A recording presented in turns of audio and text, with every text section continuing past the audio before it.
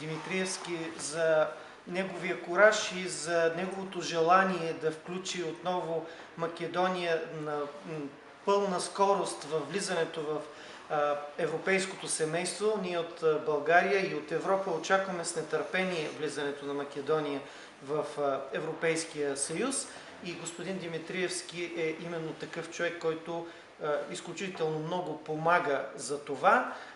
Харесвам цялото управление на община Куманово, това, че мисли за младите, мисли за спорта на тази страна. Ние от наша страна с нашите познания, с нашето изкуство по европейските фондове бихме могли да подпомогнем общината, за да участва включително в програма Еразъм Плюс спорт, която се управлява директно от Европейската комисия.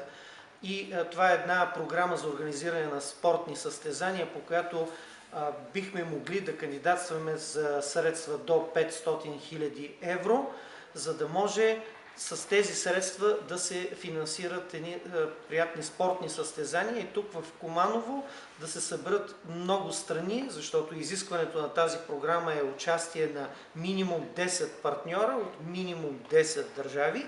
Тоест, ние бихме желали тук в Куманово да се съберат най-различни хора от най-различни държави на Европейския съюз и по този начин това е нашата подкрепа и към господин Димитриевски, и към жителите на Куманово, изобщо към жителите на Македония.